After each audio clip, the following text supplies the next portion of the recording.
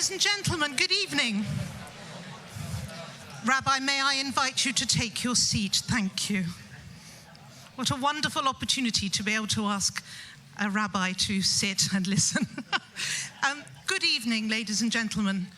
It's a very warm welcome here for a unique opportunity when so many of us from across our kahal have the chance to sit together and to hear from our senior rabbi, Rabbi Joseph Dweck, who's going to reflect on his 5 years since he joined us and think about the past, talk about our present, and imagine with us our future. You're very welcome here to this really magnificent auditorium and really comfortable chairs, rather different than if perhaps we were all in our respective synagogues, nice and wide. And we must thank for their generosity in allowing us to be here, Judy and David Dangour. Thank you so much.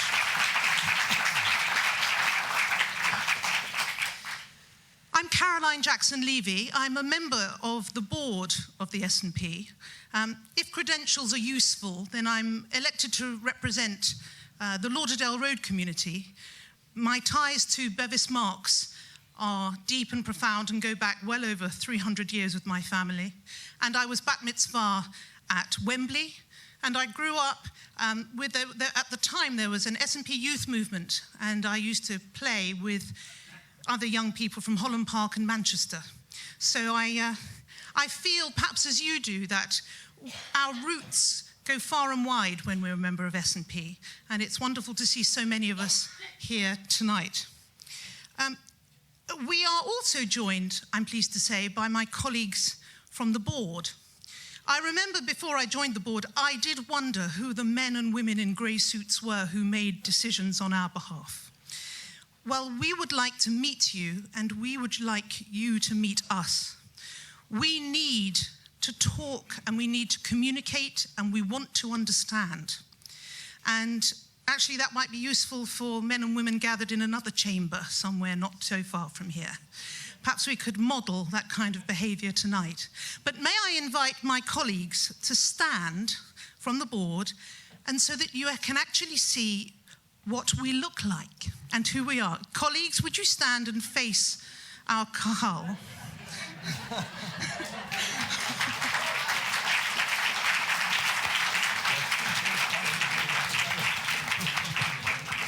I might say that we have Sabah Zubaydah here, who is our president.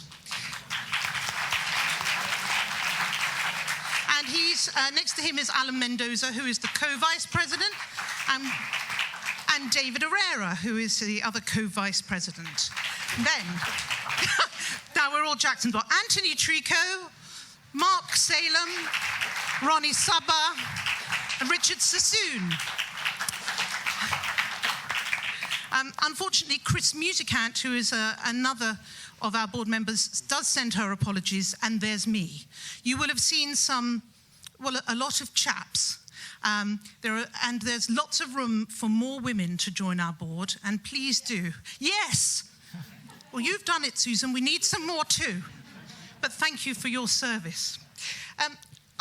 Before I invite Rabbi Dweck to speak with us, I did want to remind us all that this is a rare context. This is not a shiur, nor is it an AGM. It isn't a lecture or a sermon. This is his opportunity to reflect with us on his time with us so far and to call us all to action. And I know that he hopes that we will listen carefully and with open minds and open hearts.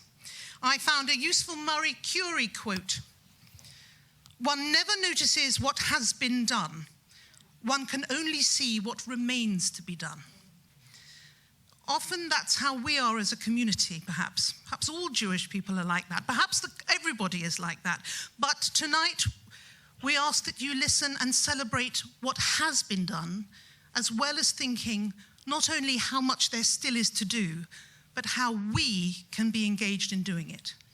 And our wish on behalf of the board and Rabbi Dweck is that though we may come and sit here as individuals, we leave truly feeling we are a community. Ladies and gentlemen, would you please welcome to the stage our senior rabbi, Rabbi Joseph Dweck.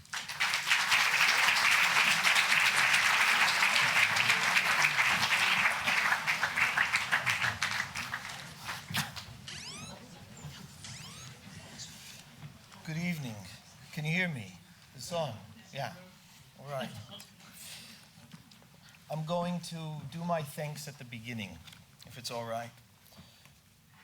I want to thank the people who have really worked very hard for the last month or so, making sure that this evening came together. I want to thank certainly David and Judy Dangur for providing us this beautiful venue to be able to do this together. And I want to thank Caroline Jackson and David Herrera, who on the board helped think this out, plan this out, and work together with me in its execution. I want to thank Sarah Jackson for her essential production of this entire evening. She said, you just focus on what you want to say, everything else we'll take care of. And indeed, she did, and so I thank her very much. I thank Ludmila Rodriguez, and I thank my assistant, Andrea, for making sure that all the I's were dotted and T's were crossed. And so we thank them very much for all of their help. I also want to thank Sebastian Herrera for making sure that the tech issues were all taken care of and that this would work. I thank you for being here tonight. I acknowledge and recognize that Rosh Hashanah is right here. And it's a Thursday night before Rosh Hashanah. Actually, someone walked in and said, Rabbi Dweck, do you know that it's a Thursday night before Rosh Hashanah? I do. It's not lost on me. And yet, I have asked everyone to come together, and I am very thankful that you've all come together. I'm very grateful that that Dayan David is here representing the Bet Din. We have some of the Dadun family that's here representing Dayan Dadun on our Bet Din, Rabbi Kata, Rabbi Morris, Rabbi Lavi from Allen Park, and of course, Rabbi Elia is here, Rabbi Yossi David. Rabbi Levy sent his apologies to me this morning. He intended to be here, but he was not able, but he called me and he said that he sends his support and his love. We're very grateful for everyone being here. I wanted to share with you, as Caroline said, some of our deep history, even though many of us might know it already, because I was watching a documentary not long ago, which was looking at memory. And what they realized was that people that have poor memory, meaning not that they have trouble recalling things, they either have serious issues with their short-term memory or no short-term memory, do not think about the future. So all of the people that have impaired memory were asked, what do you think about a week from now, a year from now, the future? And they all responded, I don't really think about it. And what they suggested was that it is very likely that in order for us to even entertain the future, we have to be able to remember our past, even if we haven't lived it. We have to have the capacity to think about memories in order for us to be able to entertain what might happen in the future. And so I thought that if that's what we're going to do, if we're going to talk about how it is that we as a community move together into the future, it's really important at least that we do a touch of recall in terms of where it is that we've come from. Spain, Portugal.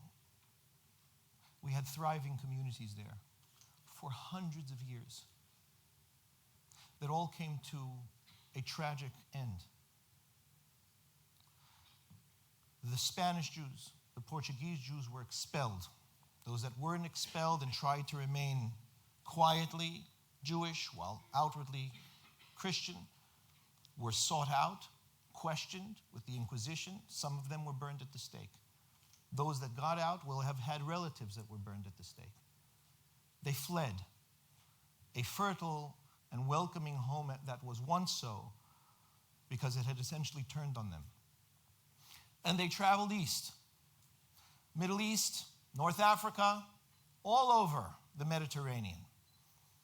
And their culture was so powerful, their sense of their Judaism, of their ethos, was so strong that wherever they went, later on in history, not too far after, but later on in history, that entire region simply became known as the Sephardim, the Spaniards.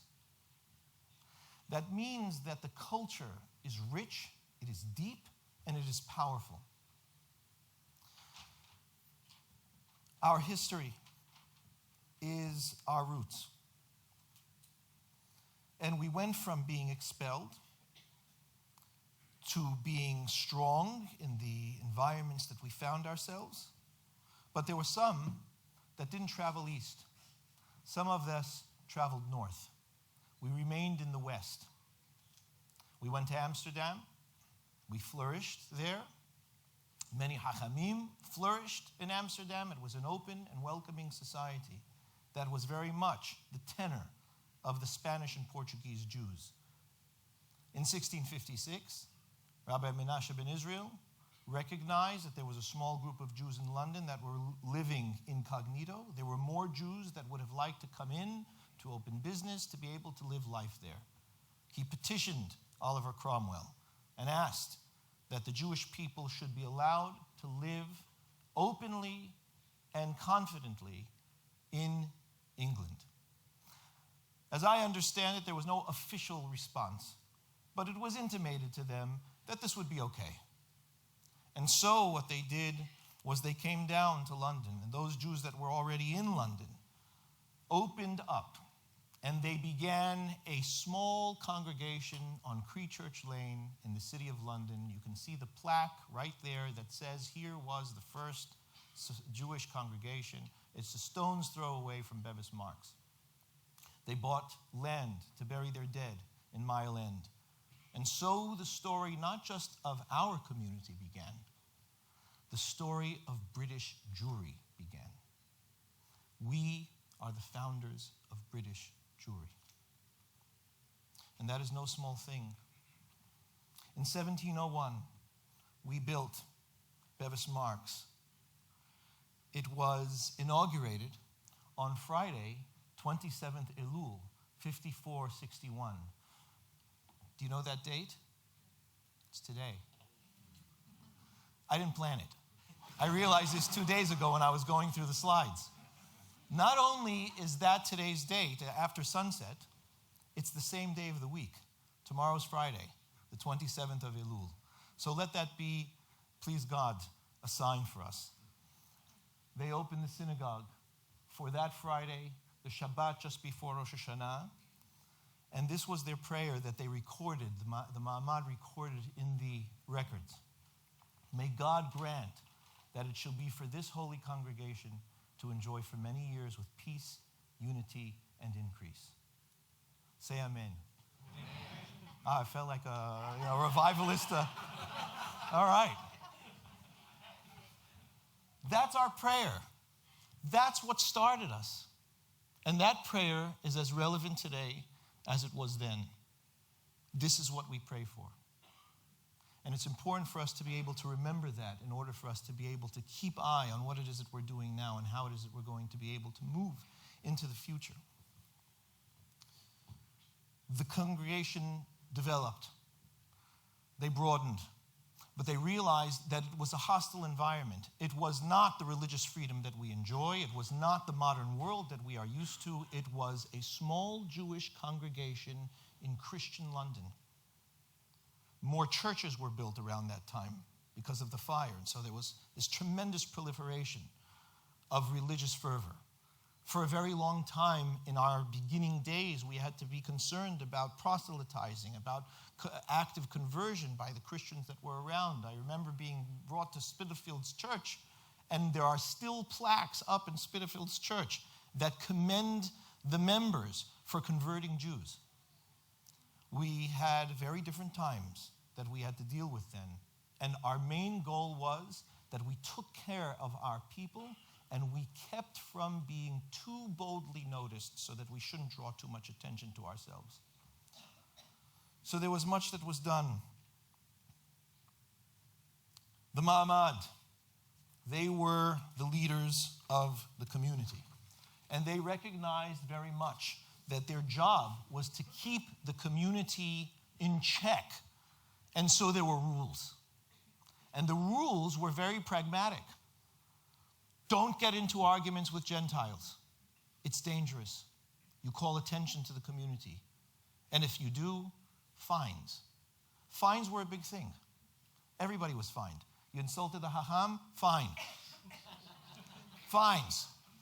What was the penalty, or what was the result if one did not pay their fine?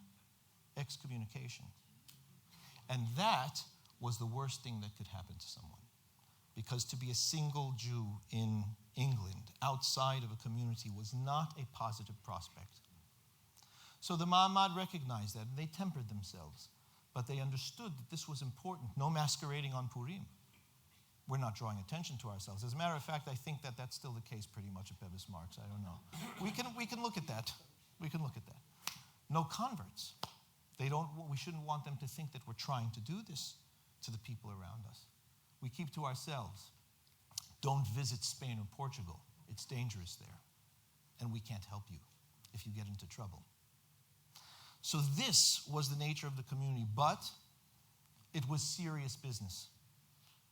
And they took it so seriously that when the Ma'amad was elected, they had to stand in front of the Hechal with open doors, in front of the Sifrei Torah, and pledge to uphold and protect the community, to uphold the office in truth, justice, and fear of God, without respect or despite to the prejudice of parties. It was serious business.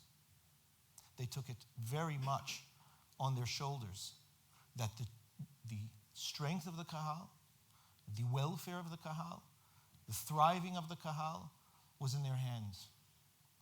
But the Ma'amad and the community did look in. And the things that they did in those early days was all about holding the community, protecting it, uplifting it, allowing it to thrive. So our poor were protected with the Honin Dalim organization. Even the poor in Eretz Israel, we were concerned about the poor in Israel. We recognized our ties there from very early. So Terra Santa, the Holy Land Fund, was started. Gimilut Hasadim and Bikur Holim, people that were sick, elders that needed special care, were provided for. Even Ma'asim Tobim, which simply means good deeds.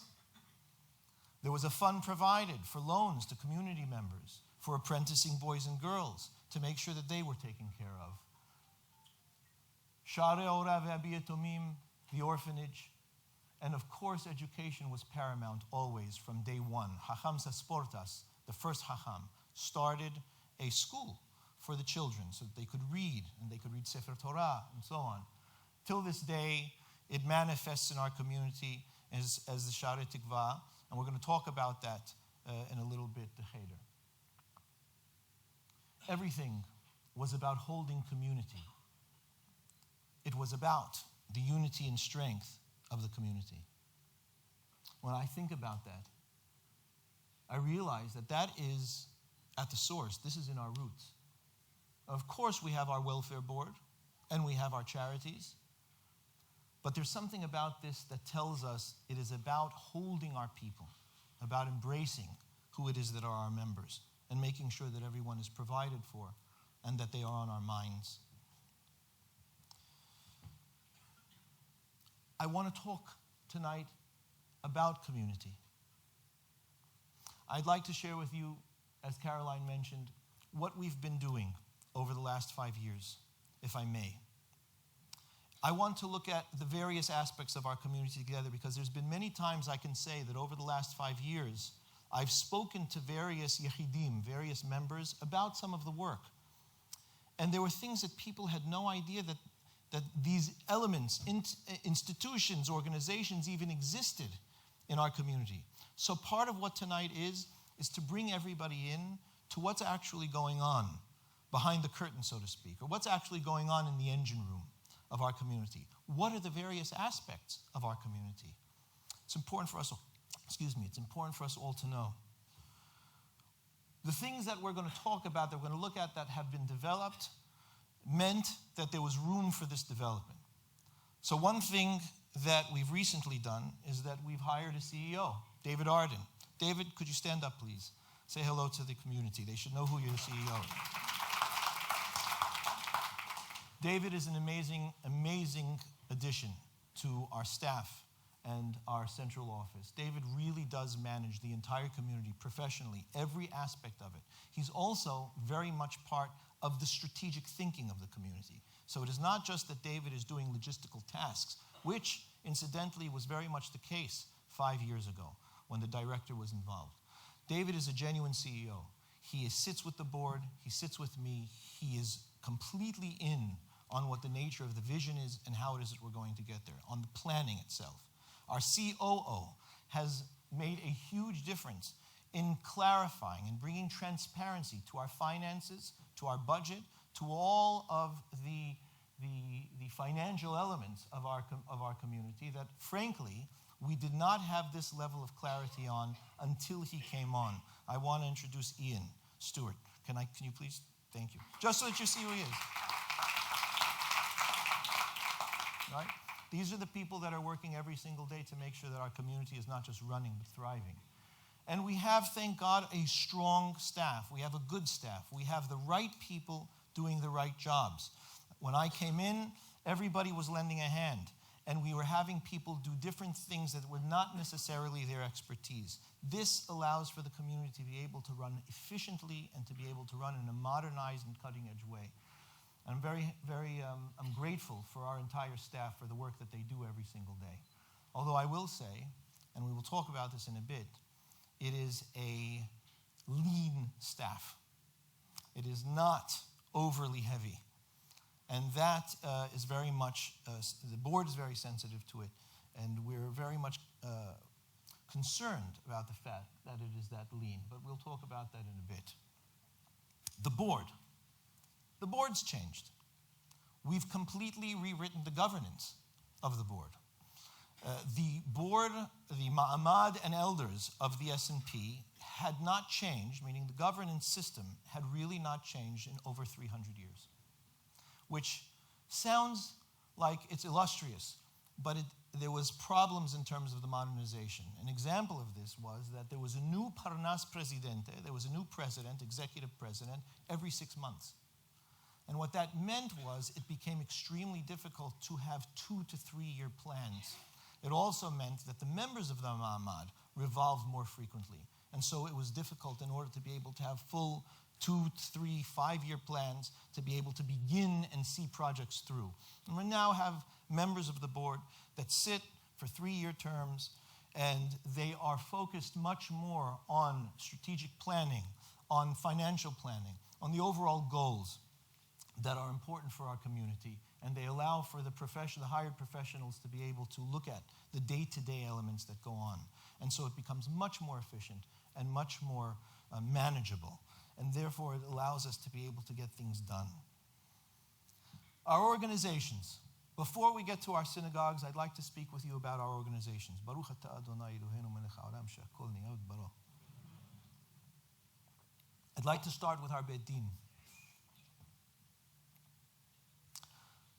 When I first came to the country, I had a meeting with Diane Ehrentroy, who was the former head of the Beit Din of the London Beit Din.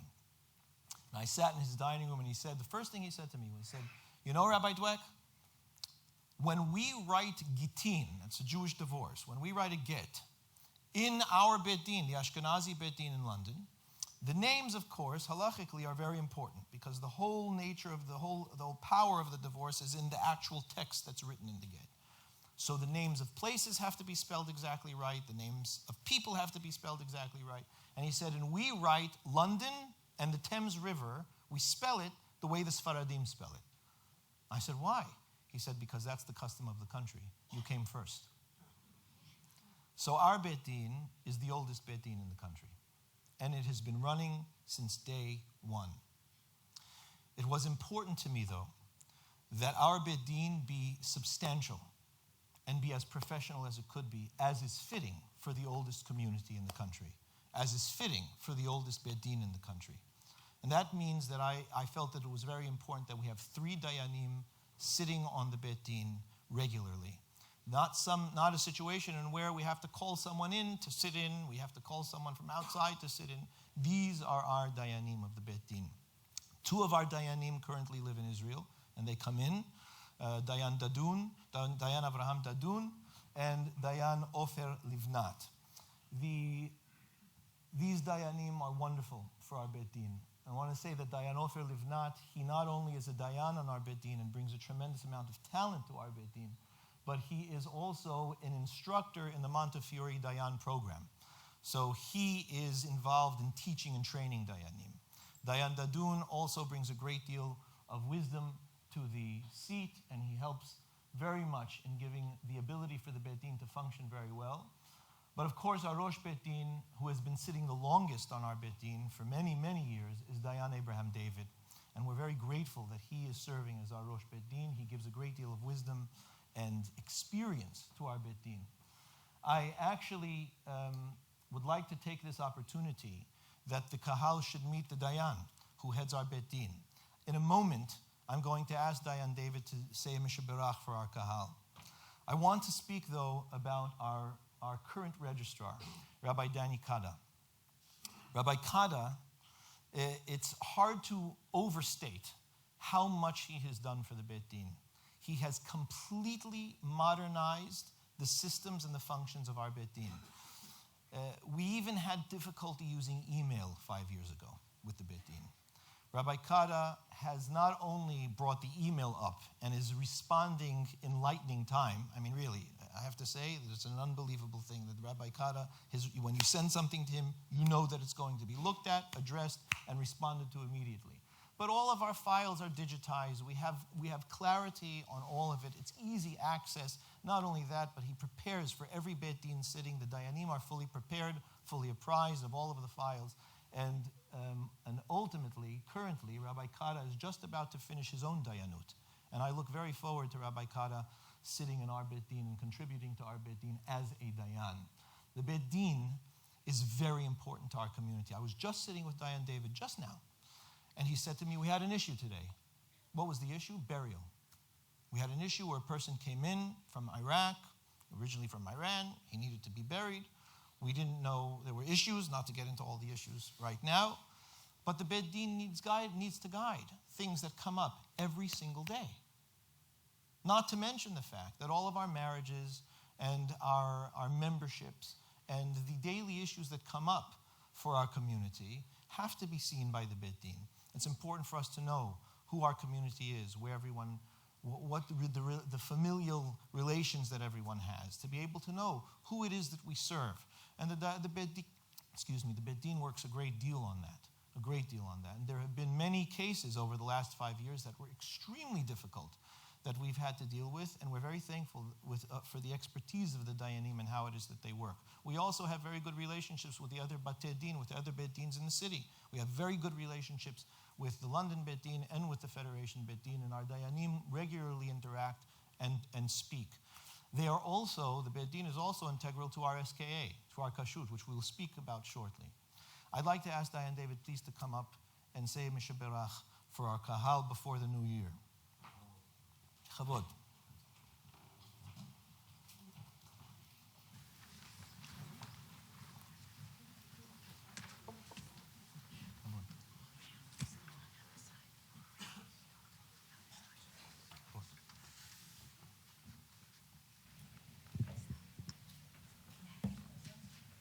מי שברך אבותינו, אברהם, יצחק ויעקב, משה ואהרון, ודוד, מלך דוד והמלך שלמה. הוא יברך את כל הקהל הקדוש הזה, הם ובניהם ונשיהם וכל אשר להם. השם ברך אתכם מכל שרה ומסוכה, מכל שערות קשות ורעות. ברך אתכם עם בריאות, עם פרנסה טובה ועם נחת, שיצליחו בעבודת השם, ביחד עם הסיניור רבי דווק, ללכת מחיל אל חיל, לרסות את השם יתברך, שישפיע עליכם ברכה והצלחה בכל כל אשר תעשו, תצליחו, the board, all the rabbis, and every one of this wonderful kahal. May you go from strength to strength. וכן יהי רצון ונאמר אמן. Amen. Thank you. Thank you. Thank you.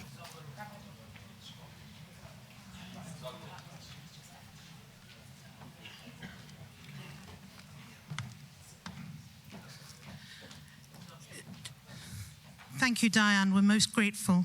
And may I just say, before Rabbi Dweck continues, that we will have some time after he's finished speaking to ask Rabbi Dweck some questions, which I'd be very happy to ask him on your behalf. So when you came in, there was some paper and pens on your seats, or there is an email address at the bottom here that you can email your questions, ourfuture@sephardi.org.uk.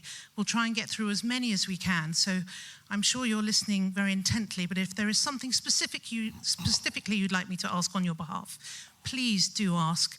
And also I should have added that the board and Rabbi Dweck, I believe you'll be happy to take questions afterwards when we've left this auditorium. Thank you. The SKA, our Kashrut Authority. The SKA is a very important part of our community. The provision of kosher food for people who wish to eat kosher is something that I believe should be opened to the entire Jewish community, and it should be diverse. It's okay that we have more than one organization that is providing kashrut for the greater Jewish community. Our approach to it is that we serve the community. We are a service. We are there in order to be able to make as much kosher food in various settings and in various ways available to the community.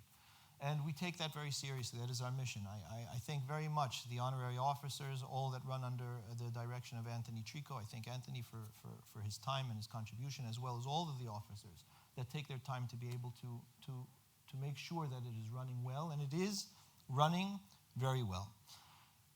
One thing that has developed over the last 5 years, which I'm very grateful for, is that originally the director of the SKA was very resistant to identifying with the community. He refused to have the SKA be recognized or come into under the umbrella of the S&P.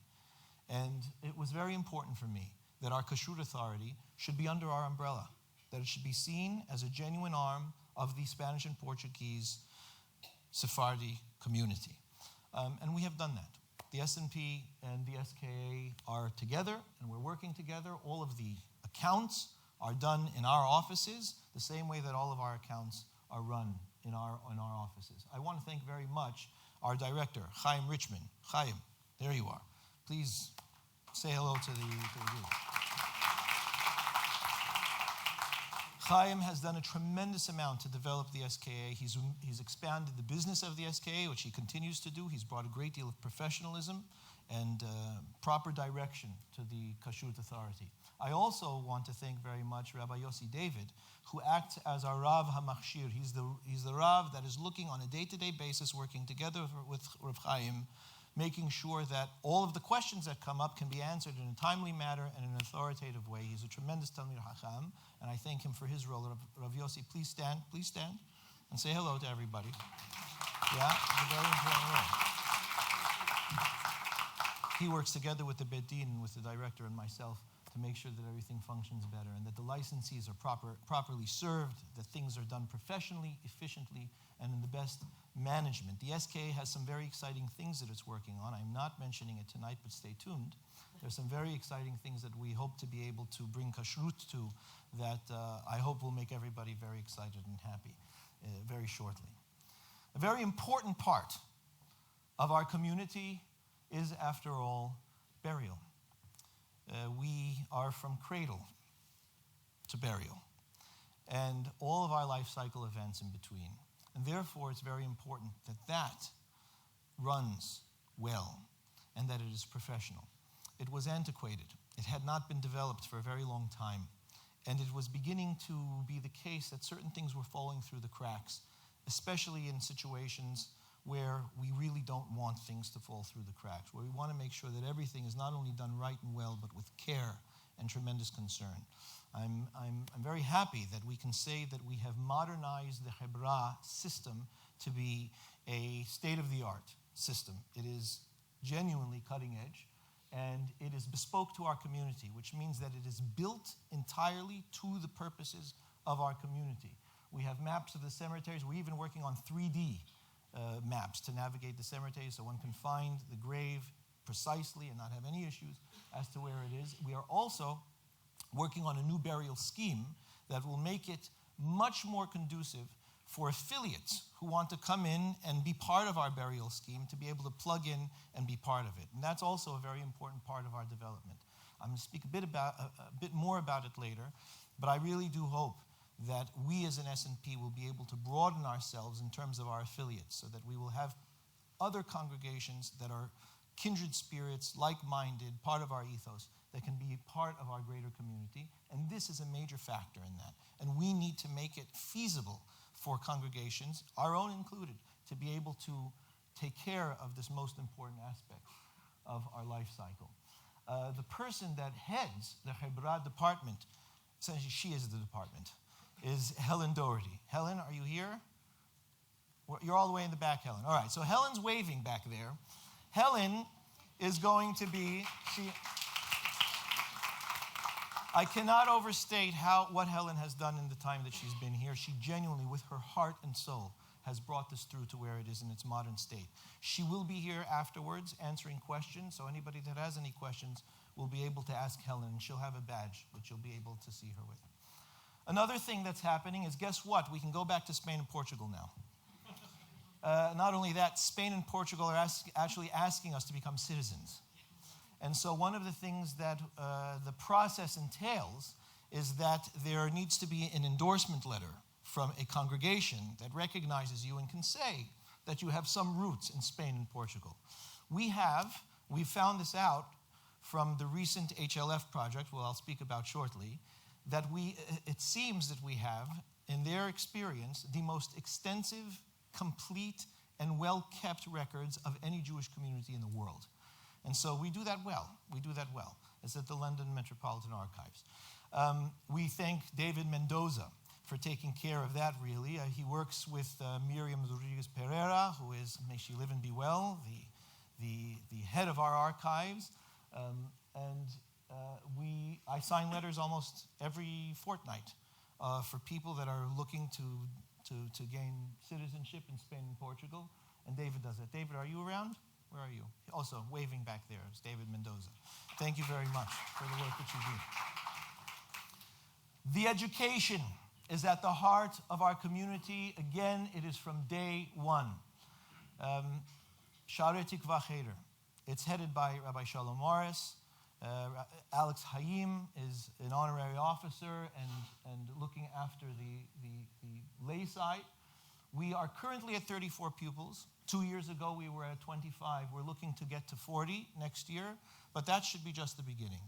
The Cheder is an extremely important part of our community.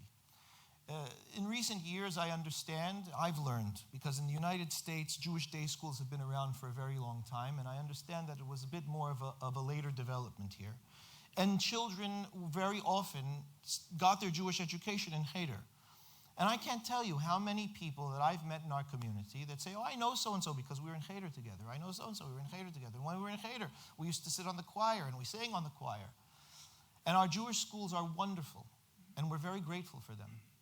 But sometimes I wonder if we've lost something in that fewer children are in Cheder. Cheder used to be community, and it gave us access to community. Our Cheder is still there. And I'm saying to you tonight, if you or anyone you know is thinking about the education of your children, think about the Cheder. Because it's a place not only that there's great education, they do get a good Jewish education, it's something more. It teaches them our minhagim. It teaches them who we are. It teaches them the prayers so that when they go into synagogue, they feel comfortable in synagogue. It teaches them our ethos. We had a beautiful Shabbaton with the Cheder children not too many weeks ago, where all the children of the Cheder came into Lauderdale Road, and every child took part in the service. It was a beautiful morning. I intend, please God, to make sure that that happens. We'll already have 2 Shabbats in the diary where that will happen, but beyond that, I'm going to ask the families of the Cheder, the children of the Cheder, come to the synagogue this week, that week, whatever it is, to contribute to the services. It is a beautiful contribution, and is really what it is that should be happening. Our children should be able to come in and feel part of the services, and the Cheder really plays a vital role in doing that. Now, I encourage the entire Kahal, use the Cheder. Bring the children to the Cheder. One of the things that we do is that I hold fortnightly in my home, Margalit makes breakfast, the bar and bat mitzvah kids. We do an hour session Sunday morning in my home where I talk about Jewish fundamentals, Jewish philosophy. We have great discussions, part of the prep for bar and bat mitzvah. And it's a beautiful opportunity also for me to be able to meet and engage with the children. So when they are bar and bat mitzvah, I can speak to them very personally, knowing their thinking and their experience with their Judaism. It's also important for our children to be able to socialize together outside of their regular everyday socializations and be able to connect with the other children that are part of our community. I think Alex will be here afterwards also. Alex Chaim will be here afterwards for tea and coffee, and you can ask him any questions that you might have about the Cheder. We also have recently opened a nursery at Lauderdale Road. Le Petit Nursery, it is called. It is not specifically French, despite its name, but it's open for children from 3 months to 5 years. Already there are 30 children in the nursery. It's already running, and it's really beautiful to see the children in Lauderdale Road every single day. Tomorrow, Rabbi Eli and I will be visiting the nursery. We'll be speaking to the parents. We're having a Rosh Hashanah party. All of the parents will be there. We'll be speaking to the parents. We are very much intending to continue engaging with the parents, and I'm going to blow shofar for them. But their curriculum is based on the Jewish calendar. And that means that it's based on the synagogue. So depending on what's going on with festivals, they will come in and use Lauderdale Road as their main place for the children's experience and for the family's experience. And that, I think, is a tremendous asset to Lauderdale Road and an asset ultimately to the community, because they will integrate with the synagogue. And speaking of synagogues, let's talk about ours. Wembley. Rabbi Danny and Rabbanit Tamikata came into Wembley around the same time that I arrived, and they have really invigorated the entire congregation. I mean, I've watched it over the last 5 years. I've had a great deal of joy visiting it, and I so enjoy having a relationship with the kahal, with the congregation, being able to attend when I do. But Rabbi Kata has done a tremendous amount. He's enhanced the education of the community, of the congregation. He gives amazing lectures on all various topics of Torah that I know that the congregation enjoys very much. He held Chanukah and Purim parties at his home. Tammy runs a bi-weekly children's service in the community. There's all kinds of different programs that they've put on at Wembley. Rabbi Danny and Tammy have really done a tremendous amount for Wembley. And Wembley is doing well with them.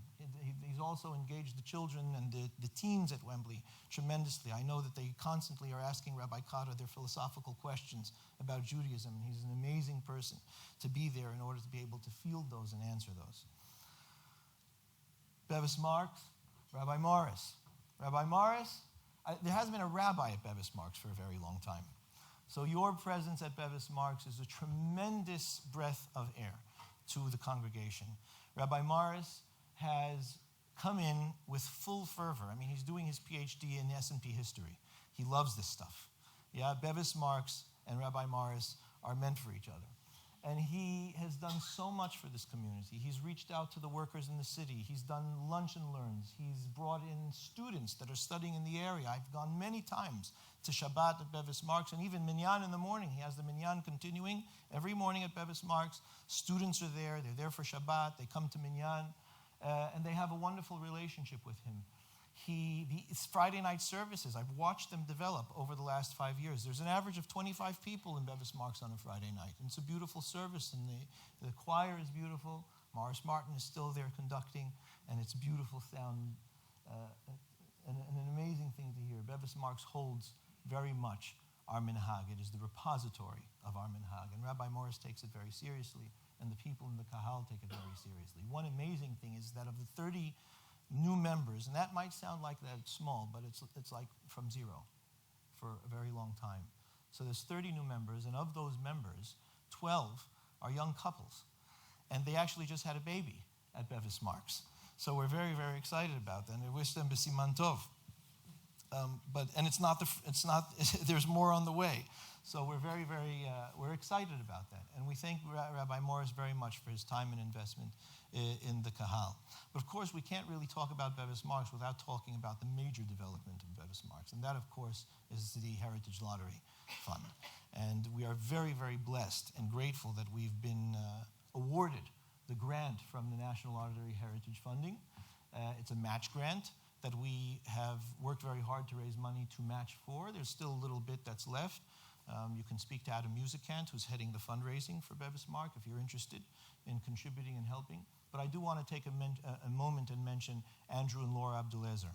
They were the members of our community that brought our attention to the endeavor in the first place. And we thank them very much for doing that. And we're very grateful for being awarded the grant. And this is going to be amazing because it'll open up for the entire country the cradle of British Jewry, which essentially is what Bevis Marks is. It's going to give us an opportunity not only to tell our story, but to display the beautiful elements that we have in our treasury. And I believe that it's not only important for us, but important for all of British Jewry to know the story. Where did we come from? How did it all start?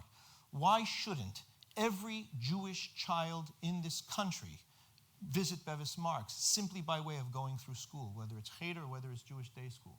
Why shouldn't all children in London, and for that matter, all around the UK, come to see Bevis Marks as part of their own cultural heritage, Jewish or not? We need to be able to provide that opportunity for the country, certainly for the city, but for the rest of the country, and this will very much allow us to do it. We're very grateful also to Rabbi Levy for playing an instrumental part in getting His Royal Highness, the Prince of Wales, to agree to be a patron for the entire project. And so that's a tremendous development. We're very excited. It's probably one of the biggest projects that the community has had in a very long time. Lauderdale Road. Before I... Pointing out your ushers. Yes, my ushers. If any of you have written questions, sorry to interrupt, please hand them down to either end of your aisle where we will begin to gather them. Carry on listening, obviously. But should you have availed yourself of the pen and paper, please pass them either way, we'll collect them. Thank you. Before I begin with Lauderdale Road, there is another thing that I'd like to mention, and that is in conversations that I've had with Rabbi Levy. I realized that Naima JPS has the relationship with Naima and the Kahal has gone through different iterations. But I'm very, very interested in the connection between JPS and our congregation. We have families whose children are at JPS as well, they should be, and we should have more of that. The school is set to teach our minhag and to teach our custom. We've already begun doing more together. Our former program director, Sharon Buenos, had her children there, and she made sure that a lot more was being done between the school and the congregation. And I've spoken to Rabbi Levy, and we're both very committed to hopefully seeing that more happens and that there's a greater connection between the school and the congregation. I cannot begin speaking about Lauderdale Road without speaking about Rabbi Elia and Rabbi Gina. Rabbi Elia personally has been a guide, a mentor, a friend, and a tremendous support right the way through, from the moment that I stepped in until today. And I know that when I say that, you know exactly what it is that I'm talking about. Because if you know Rabbi Elia, you know what kind of friend, what kind of mentor, and what kind of guide he is, and how he cares for all of us in our life cycles, in the times of our lives, all of them, and how comforted we are to know that he's there. I really want to take this opportunity to thank Rabbi Elia for over 40 years of his service that he's provided to the community. I don't think that he gets recognized enough for it. But if I can have, you're not going anywhere. You're not going, Rabbi Elia, stand. No, if you want to.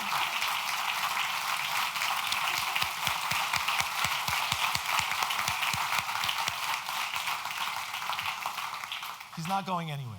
That's what he asked. But we've done some great programs. We actually brought Simchat Torah back to the S&P at Lauderdale Road. And what I mean by that is we really weren't doing Simchat Torah in the classic sense that most Jews know it. And there's a reason for that. Samuel Pepys was responsible for that because he had actually witnessed a Simchat Torah that was very festive with a tremendous amount of dancing at Bevis. It might have even been in Creechurch Lane. It was so early on. He wrote about it and it got out. And of course, the Ma'amad, being in charge and making sure that we didn't stand out, said, no more dancing. But I said, let's bring the minhag back. It already had precedent, and it's okay. It's a little bit safer now. And so we had beautiful Simchat Torah at Lauderdale Road. We had wonderful, lively dancing in the Montefiore Hall, which was really very exciting. Rabbi Elia and Gina have hosted Friday night dinners for our newlyweds, which I know that they've enjoyed very much and continue to. Margalit planned amazing Purim Seudah for young families and the kids with projects and programs for all of them, which was wonderful. We've had lunch clubs for our young couples and young families, where we've been able to get together and relax and spend a joyful and enjoying time. Is that a word? Enjoying time? Yeah, a lovely time at the synagogue. We've also done quarterly Mizrahi services, where we've done a little bit of the Middle Eastern touch to reminisce over our Middle Eastern past. I've done introductions to the parasha so that when we're reading, we're able to have a better sense of what it is that's going on. We've done many single events, both in the synagogue and at our home. But the reality is that more has to be done at Lauderdale Road. Lauderdale Road's success, its thriving, has direct impact on our entire community. And the health and strength of Lauderdale Road very much translates to the health and strength of our entire community, simply because of the role that it plays and the position that it has among us. And so I want to share with you tonight some of the programs that we're planning for Lauderdale Road for the coming year. The first is the children. The children are our future, and it is so important that the children feel excited and happy to come to synagogue. So what we are beginning already in Rosh Hashanah, starting from Rosh Hashanah, it's already started, but starting from Rosh Hashanah is a new and exciting year-round children's program. So it means not only Shabbat, that means all year there are events that are planned for the children. The dates are already set, and they are there for you to put in the diary. I want to thank very much Libby Dangur and Hannah Bechor for really spearheading this and planning all of it and putting it together. Libby is right here. Libby, can you please stand up? I know you're hating this. Libby. Okay. Libby's going to be here afterwards. She will be very happy to answer any of the questions that you have about this. She also has pamphlets with her that have all the dates. Yeah, we can show it, right? That have all the dates and everything that's in the diary for this program, which really is very exciting. On the month, there will be monthly Shabbatot, and where there'll be special programs for the children. On those monthly Shabbatot, I will personally be running an explanatory service for an hour in the Dan Gur Synagogue for the parents of the children and any young people who want to come in and be more familiar with what's going on in synagogue, what the prayers are comprised of. So I'll be doing that, and I will also be holding a monthly shiur to begin with in my home for the same group, to open up thought and opportunities for asking questions. I found that people don't reject or resist learning. They're interested in learning, interested in asking questions. It just needs to be conducive and open and welcoming. And so for me, all questions are fair. All things are on the table, and I'm very happy to discuss anything that comes up in terms of our Judaism and our Jewish life. I'm also going to begin a program for our teens at Lauderdale Road. Also, on a monthly basis, we will do a monthly teen minyan that I will run with them, that will include a discussion with the children on what's going on in the parasha, or for that matter, what's going on in their lives and in the world at the time. We will also hold a dessert and discussion for the teens once a month on Shabbat in my home. Margalit will make dessert. It'll either be Friday night dessert, or it'll be, otherwise, what would we do? It'll either be Friday night dessert or Saturday or Shabbat afternoon before Mincha, but it'll be dessert and discussion with the teens. And of course, we'll continue and broaden our lunch clubs with our young couples and our young families. And we look very forward to that. This is just the scaffolding of what it is that we look to do in the coming year, but we're very interested, and it is a very exciting program that, please God, all of the dates are already in and the plans are already set to be able to bring this in. So I'm very excited to announce that.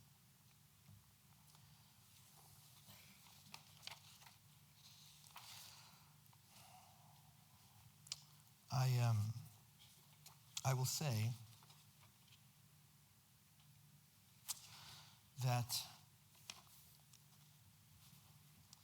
the reason I asked everyone here tonight, and again, I am so grateful that you are here, one of the main reasons was I just wanted us to be together.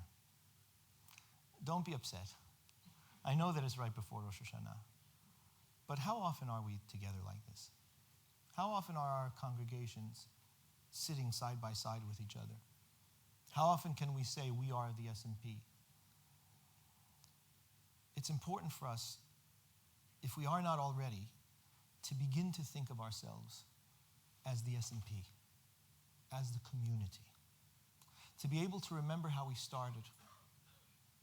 To remember that really at the very beginning, it was all about the people and the unification of who it is that we are. We're more diverse now. There are more of us, thank God, now. Indeed, there has been increase as they prayed on that very first Friday. But we are a community. It's not just our member synagogues. There are affiliate synagogues that go very far back. In March, I was very honored, along with the Dayanim and the Rabbanim who sit here, and members of our board, Sabah Zubaydah was there, to celebrate the 90th anniversary of Holland Park.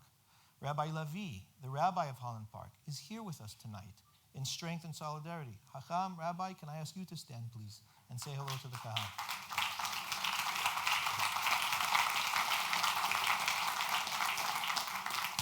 The honorary officers, the Ma'amad from Holland Park, is here tonight to stand with us, to be part of community. And we celebrated 90 years of Holland Park. And I was honored to be given an opportunity to share words with the Kahal. And what I said at that time was simply this. I introduced the Dayanim, I introduced the Rabbanim that were there, and I said, we're all here. And the reason why we're all here is because it's a simcha.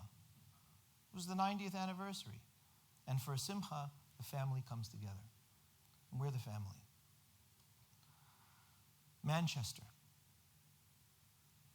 Rabbi Elituv, Rabbi Shlomo, Rabbi Amir, they're doing amazing work in Manchester. Hale Barnes in Didsbury. I was honored to take part as a senior rabbi of the community in the inauguration of their new building in Hale Barnes, to be part of the festivities and the joy of the fact that there is a new synagogue and that the community is doing well and it's strong. They were supposed to be on tonight on Zoom. We had a little bit of technical difficulty. But they're here in heart and spirit. They know that tonight is going on. And they're going to be listening to this when it's done. And they're going to send it out to the entire community. They are part of our family. I'll be there, please God, in December. We have a Hendon Minyan that runs once a month under the direction of Rabbi Daniels, which I know Rabbi Levy is very supportive of. Sorry, I'm a little bit ahead of myself, aren't I? Which Rabbi Levy is very supportive of, I'm very supportive of, and we hope that it'll continue. Borum Wood. Borum Wood is a member of our family. I've spent more than one Shabbat there. I have a wonderful relationship with the honorary officers there. We're looking at their development. We're involved together with them in how it is that they are developing as a community. They're part of our family. We even have here a member of the Gibraltarian Minyan, of the honorary officers of the Gibraltarian Minyan, Michael Ben-Naim. Michael Ben-Naim has given me permission to say, we're kindred spirits, our communities, our congregations. We're looking forward that Gibraltar and the S&P should be together. There's no reason why we shouldn't be together. We are kindred spirits. We think the same. Our ethos is the same. We're members of the same family. I'm asking to stop for 1 minute and think about the strength of who we are, of the congregations that we're comprised of. My dream, my hope, is that we can now, with the strength of our infrastructure being intact, with the systems being modernized, made more efficient, made more transparent, made more professional, that we have everything that we need to stand tall together as a community. And when I say community, I don't mean congregation. Congregation is a synagogue. The community is this, that we can stand together as a community. I realize that there is much more to be done. I realize that it's very likely that you sit here tonight and you think, but this is missing. And you're probably right. Whatever it is that you're thinking is missing, you're probably right. I even want to say to you tonight, it is very likely that you are sitting and thinking, there's something in terms of what it is that I've done, or more that I haven't done, that is important for me to know. Where have I fallen short?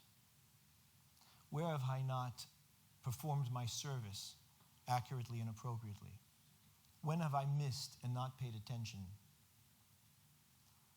It's not lost on me.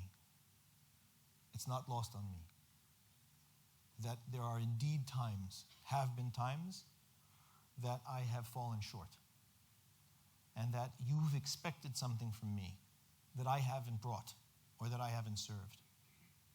It's important for me, it's not for Yom Kippur Chatati. I'm saying this because the community is important to me, and my service is important. And I want you to know that I am sensitive to the fact that I know that I've fallen short. It may be that I don't know the instance that you're thinking of. And if you feel that you can share it with me, then it would be my honor to hear it, because my desire is to serve this community. My desire is to serve this community with my whole heart. My family's desire is to do so. I know that Margalit stands with me in that. We have very many discussions about what can we do, what will be better, how will things be better received, what will work for our community. She's in it with me. My children are in it. I'm in it. And I'm in it for the foreseeable future, if you'll have me. But I want to say that to you because I know that there have been questions. For the foreseeable future, I intend to see this through. And it will be no greater honor to me than to serve the Kahal and be able to see it through. There are gaps. And there are gaps that we have to fill. The first is that the hard reality is that Finta, our membership dues, cover only 30% of our costs for running our community.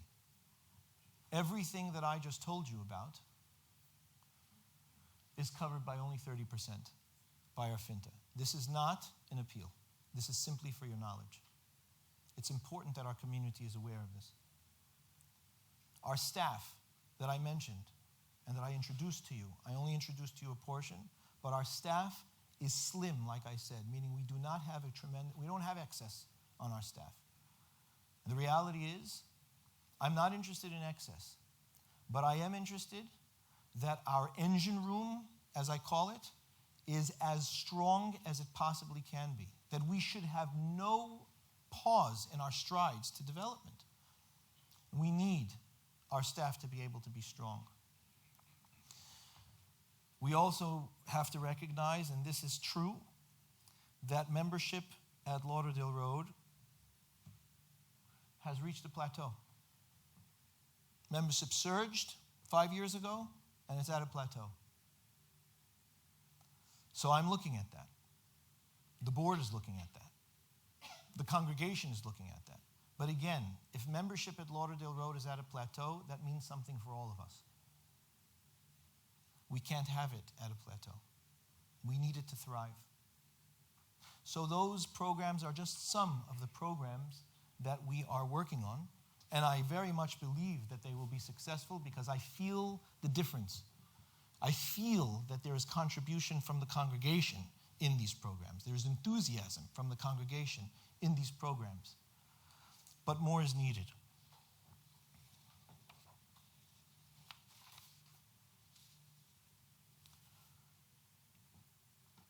We need help.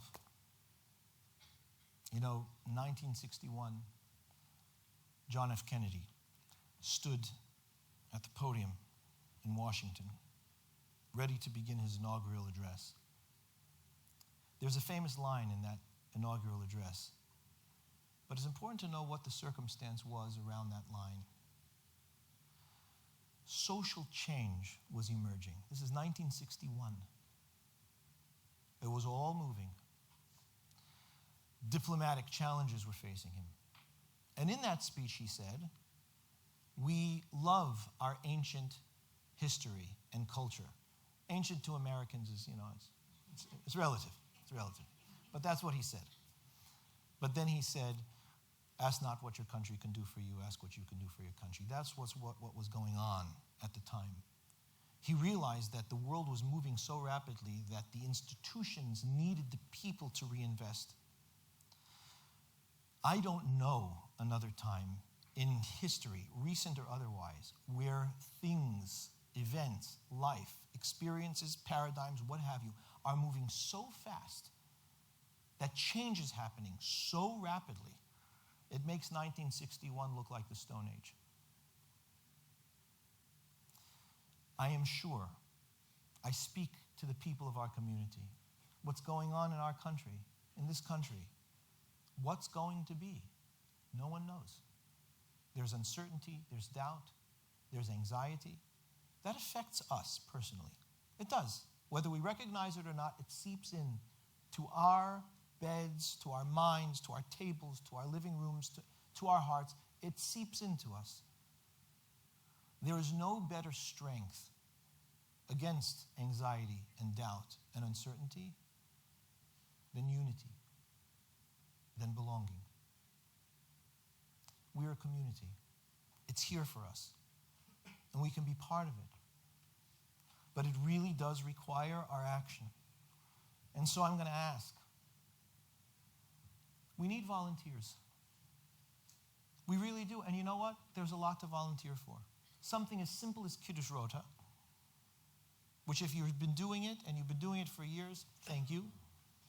But we need more volunteers. And it does not have to be women. The men can do Kiddush Rota. We need volunteers for security. We need people to step up and to be able to stand outside our synagogues in the times that we are congregating and help us with security. If you can volunteer, please do. We need help welcoming people into synagogue. Can you help welcome someone into synagogue? Can you smile at the entrance and help them in? Ask them if they have a siddur, if they have a chumash. Do they need help finding a seat so that someone doesn't come to them and say, you're sitting in my seat? And by the way, can we talk about that for a minute? I understand the seat's an important thing. I don't minimize that. But so are human beings. And the fact that somebody might be sitting in someone's seat is okay. All I ask is that when it is called to attention, it is done with compassion and sensitivity. I can't tell you how many stories. Children's services, I thank Libby and Hannah again. We have so many volunteers of parents and teens that are helping out with children's services. If you can help and if you're interested in getting involved, please step forward. Something as serious as the lavadores. Nobody's volunteering. They're not volunteering. What is the lavadores? That's the bathing of the bodies of the deceased before burial. That's just Spanish for washing. We're not getting volunteers. We need them. If you're not a Kohen and you feel that you can do this, we need you. Please consider that we need that help. Your professional services. If there's something that you can contribute to the Kahal, if there's any service professionally that you are willing to contribute to the Kahal, I'm asking you, please help us in order to be able to run as good as we can, but more importantly, in order that we should be able to be a unified, contributing community that stands together and contributes our time, our effort, all that we have, so that we can stand strong. I'm going to ask you to attend synagogue at least once a month. Please. Your membership is important. Your dues, your finta are important. Your presence is important. Please consider attending synagogue at least once a month. I understand that when I say that, you might think, not exactly what I want to do on a Saturday morning. I understand that. And I'm asking, even so. We're working on developing the services. We're working on the fact that you should want to get up on Saturday morning and be with your friends in synagogue on Saturday morning. But even though that might not be the case, contribute to your community for the time being and attend. Be present once a month, at least. Attend a program that your synagogue is doing, that your rabbis are working hard on thinking about and presenting, that your committee is working hard on producing. Once a quarter. Choose one program at least. Of course you can do more. At least one a quarter that you will attend, that you will support, that you will be part of. Tell a friend. Bring someone to synagogue with you. Sit with them. Introduce them to the synagogue. I'm asking you to invest your time, your moral support, your person, your money. Not much. Everything. Because really, this is important in our lives. It's really where we all come together. It's where we can feel belonging. It's where our families celebrate their happiest times and their saddest times. It's meaningful. Finally, I want to say this, and we'll close for questions, and then I have some final closing thoughts. We are the most unique Jewish community in all the world. And I don't mean that as an exaggeration. I'm not saying that for theatrics. We really are. There is no one like the Western Sfaradim. And you might hear that and say, and I've heard this before, yeah, but I'm not a Western Sfaradi. If you're living here, you are. You might not have started that way. If you're living in this country, you are a Western Sfaradi. If you're Sfaradi. If you're Ashkenazi, then you're a Western Ashkenazi. You've been Western for a long time.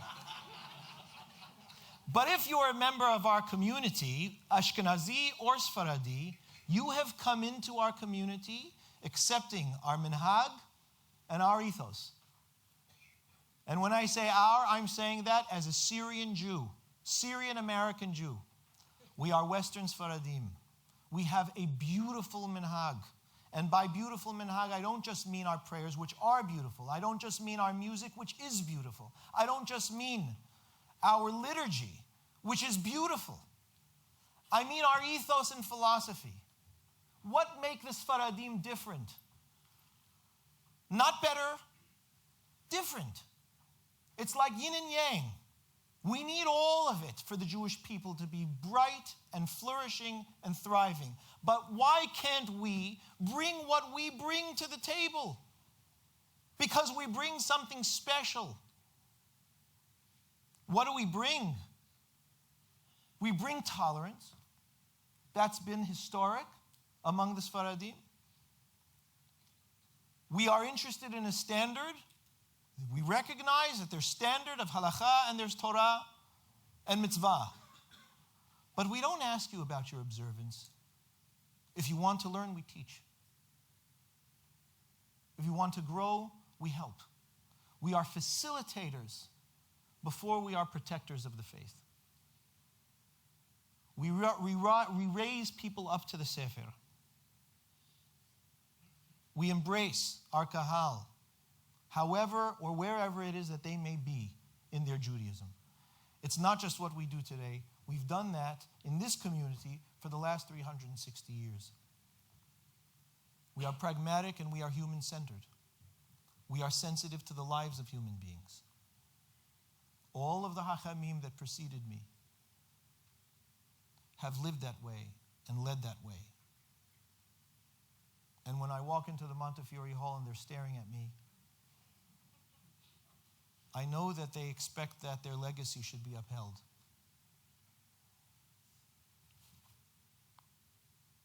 I think of Hacham David Nieto tomorrow on Friday at 7 in Bevis Marks, 1701. A man who was not only a tremendous Talmid Hacham, but bright, a doctor, a philosopher, engaged with the community around him. He engaged with the various religious leaders around him. That's the nature of our kahal. We are worldly because we look at the world as an elaborate expression of God, not an elaborate distraction of God. We look at the world as open for us, as a place that God wants us to invest in. And that is what our kahal has always done. And it's what our kahal should continue to do. We live in uncertain times. I believe that our kahal, our entire community, is powerful. And we are strong, and we can do this together. And we can go through the future with enlightenment. We can study the world. We can be fully engaged in it. And we can hold high our minhag, our Torah, and our mitzvah, as we always have. We can do it with all of the rapidity and with all of the movement. And if you will have me, I will do my very best to engage that way, because it is how I believe our kahal has always been and how our kahal should be. And if it is something that you wish to be part of, then please come. Please be part. Please contribute. Please invest. Because there is place for the S&P Sfaradim, not only in the Jewish community in this city and in this country, but I believe in the world. We can offer something to the Jewish world that is needed. Professor Tzvi Zohar said, to say that Sephardi thought and philosophy is only for Sfaradim is like saying that Shakespeare is only for Englishmen. We have something to offer. I'm going to ask Caroline to come up and to engage with the questions, to bring out the questions that anybody might have had. And I thank you so much for listening and for your time and patience. After Caroline's questions, I'm going to come back with a short ending, and we will go for tea and coffee.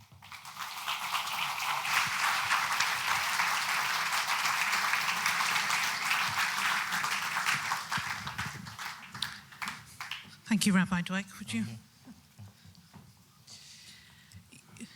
Forgive me, ladies and gentlemen, that we can't take today and this evening questions from the floor. It would be great to have a proper question time, but we have limited time in the venue. So I've been taking the questions, and we've had emails. And I hope that this is, I know that you said, Rabbi Dweck, this is a rare opportunity for such a gathering, but actually, perhaps this shows you that there is a real appetite for this sort of meeting, and perhaps we can do more and have more questions and answers. But can I start, and please do continue to send questions, and I'll get them here. I'll start by asking something that we've had 4 or 5 in a similar vein, which is, thank you for your optimism. If it was optimism, it was an upbeat Rabbi Dweck. What happens, what are the consequences if we don't do these things? And specifically, we've had questions saying, if 30% of the finta covers our costs, what do we do about the other 70%? Well, those are 2 questions, yes? Yes. What happens if we don't step up and we don't bring ourselves to contributing to the community? I genuinely believe we fail. Some might say, well, we just stay small and, to ourselves and so on and so forth. But that means that we don't change. And when I say change, I think that people reel back, because when people hear the word change, they don't realize that what they feel is loss. Not all change is negative to us. I mean, there's certain changes that we would very much welcome in our lives. If we suddenly had a strong infusion of cash in our bank account, that change wouldn't be something we would necessarily reject. But if we don't change, then we are essentially declaring our death, frankly. Because if we are not going to respond to where it is that reality is moving, to where it is the world is moving, then we are saying that we're not interested in carrying on with where it is that the world is going. And we must do that. But it is a polarity. We can't move without maintaining our connection to our heritage, our history, which is why I began with it tonight. And I genuinely say, with my whole heart, I see my office and my role as a custodian of those minhagim that we have held for so long, and that are very beautiful and part of the nature of our identity. They are very important to me, and I certainly do not want to lose them. And there is a challenge to be able to know what it is that we change and how it is that we keep and what it is that we do in terms of that. I am very conscious, though, that we need to be able to develop and change in order for us to be able to be viable and at the cutting edge of where it is that the world is moving. And so there is this balance. There is this give and take. It's like breathing in and out.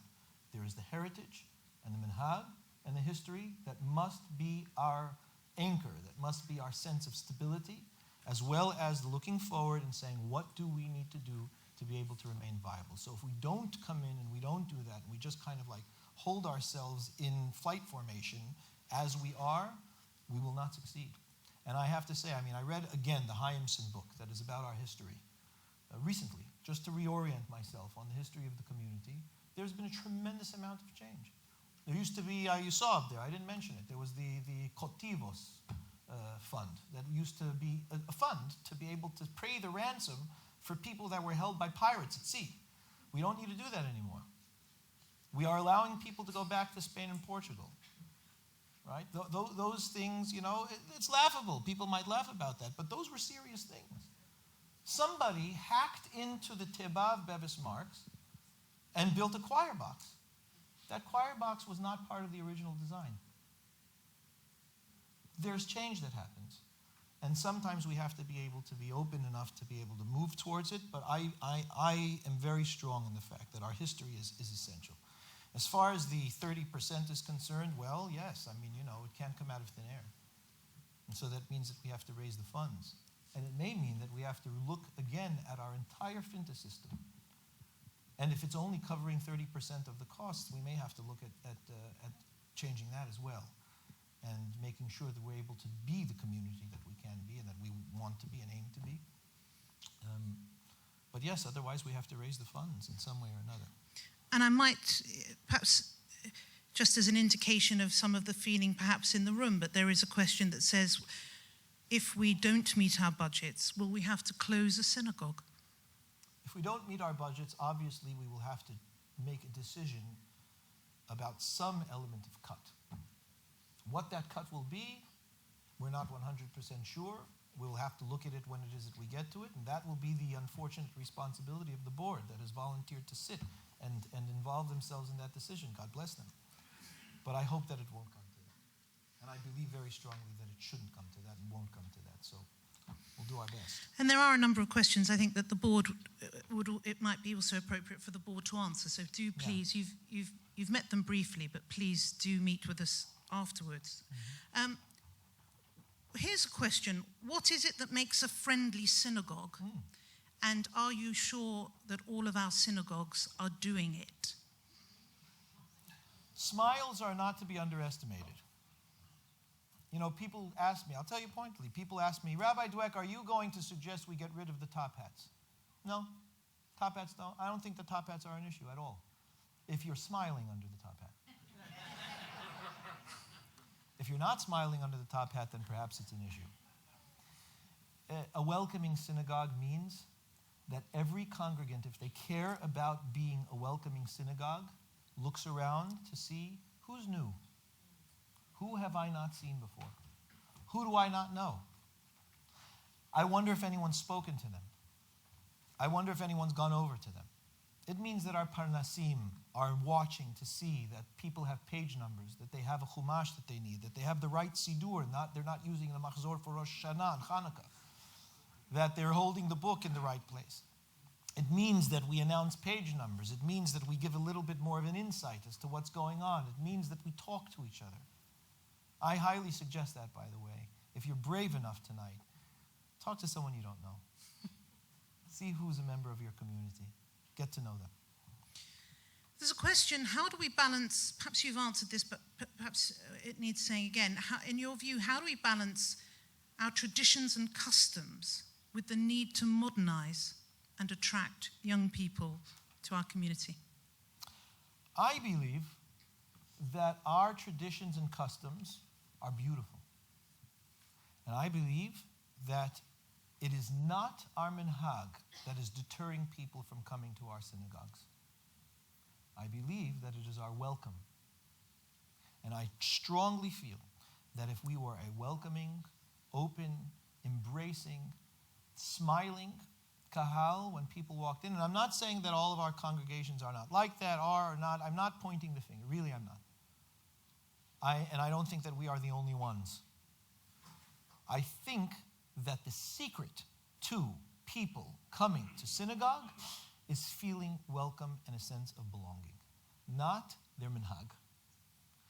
Minhag is like 10th on the list. 1 to 10, 1 to 9, right, is openness, welcome, talking, inviting, sharing. Those are we're human beings at the end of the day. We are social animals. It's what we want. Everybody wants to feel love and belonging. And if a person can feel love and belonging in their own congregation, in a shul that is meant to be Bet Knesset. Bet Knesset in Hebrew means a place of gathering. Then what have we? And what are we doing? So I believe that our minhag is beautiful. I believe that if a person comes to an S&P synagogue and hears our tunes, they may not be used to it. It may take a week, 2, 3, till they get used to it. They will see the beauty in it. I don't think we need to change our minhag. I studied it. I went through the entire Keter Shem Tov. You know what the Keter Shem Tov is? I'll tell you what the Keter Shem Tov is. Predecessor, Hacham Gagin, he wrote 7 volumes of our minhagim with footnotes as to where it is that they come from. No congregation has this, you understand. We have this because he sat down and wrote it. Keter Shem Tov. All of the S&P customs written down with support and footnotes. I studied the entire thing twice from cover to cover before I moved, so that I would know what our kahal's minhag was. That's not going anywhere. There might be a minor thing here and a minor thing there that we have to adjust a little bit. I know the White Hill book. I know. It's important. It's not the Torah. It's not the Bible.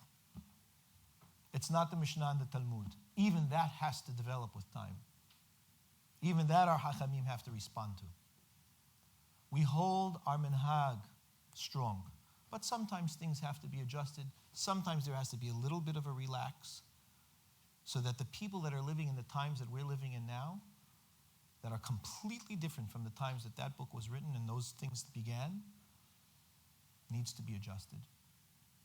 But the core needs to stay, and it will stay, at least as long as it's on my watch.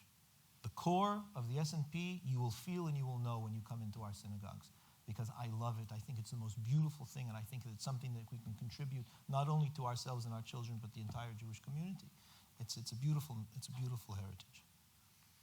And we have a question about, I suppose, ambition, really. There is a specific question saying, do you have data you can share?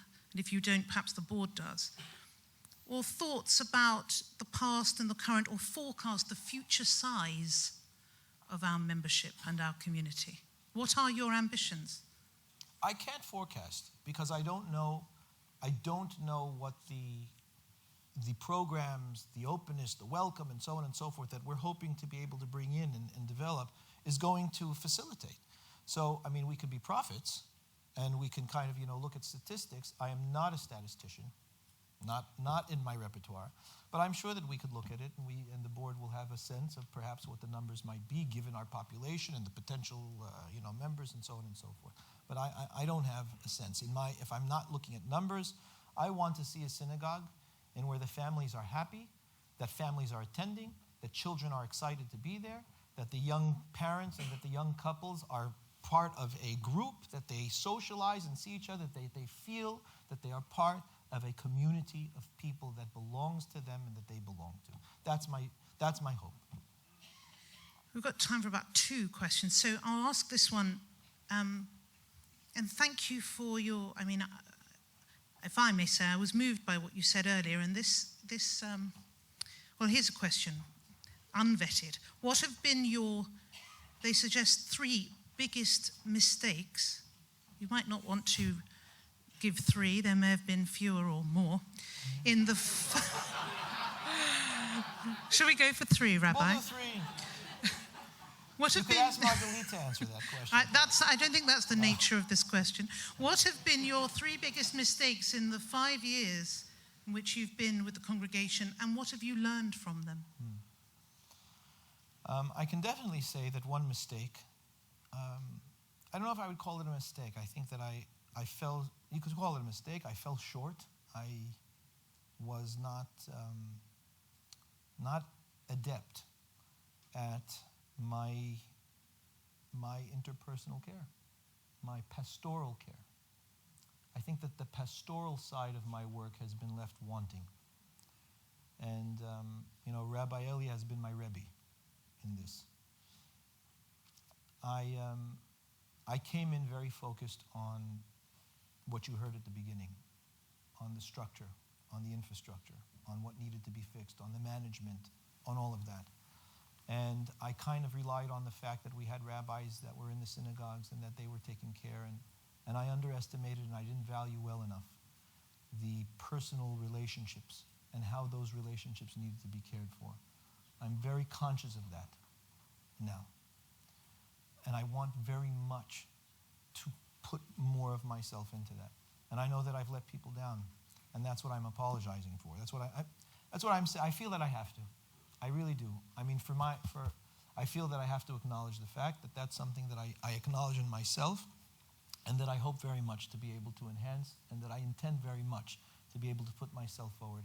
And if you can help me, and you can flag for me things that I might be missing or that I might be avoiding, and so on and so forth, I appreciate that, because it is my desire, and I want to get it right, and I don't think that I'm perfect at it. So if you can help me, then by all means. But it's what I want to do. Yeah. Oh, that's one. That's only one mistake. I think a second mistake is that I probably could have been better at building teams around me in terms of my work and how it is that I engage with things. I could have engaged the rabbis that we work with better. I'm definitely conscious of doing that better moving forward and making sure that my communication and my networks are doing better. I think I would say those two. I would say those two things are big for me, and those are on my mind constantly to try and better. Thank you. Well, then. And if I'm missing any, by all means. Afterwards, in the tea and coffee, you'll accept yes. questions about. Finally, then, because we can allow you to make your final words to us. Is if you could encourage the board to reintroduce a new set of fines.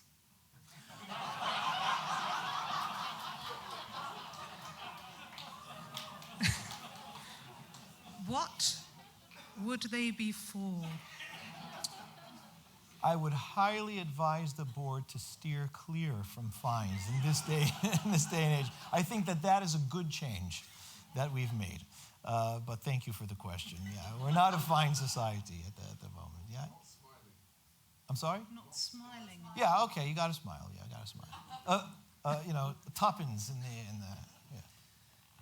Rabbi Dweck, we're very grateful to you. Caroline. Thank you for this. Thank you, everybody, for those questions.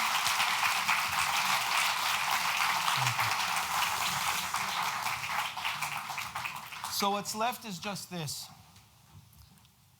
I'm a rabbi, so I'm taking the liberty. I very firmly believe that everything that we've discussed and everything that we hope for cannot happen without God's help.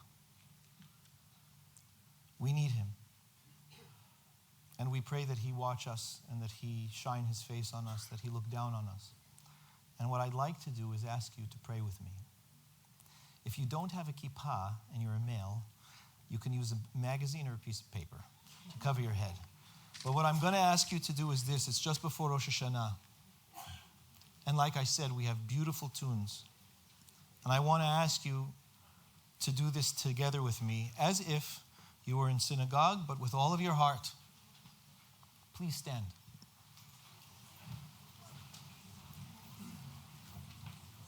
Oh. Shema Yisrael Adonai Eloheinu Adonai Echad.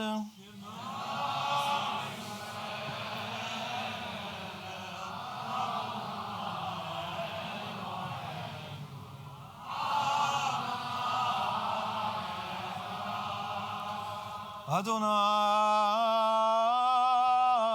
hu Elohim. Adonai hu Elohim.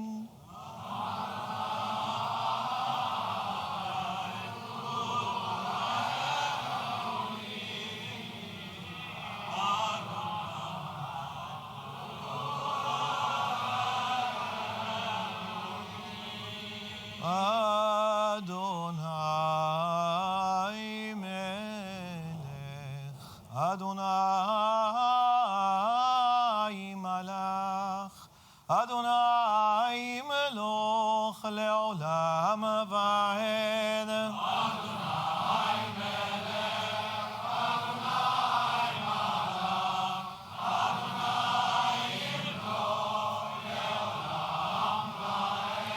Adonai melech,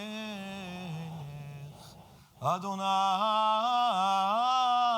malach, Adonai meloch leolam va'ed.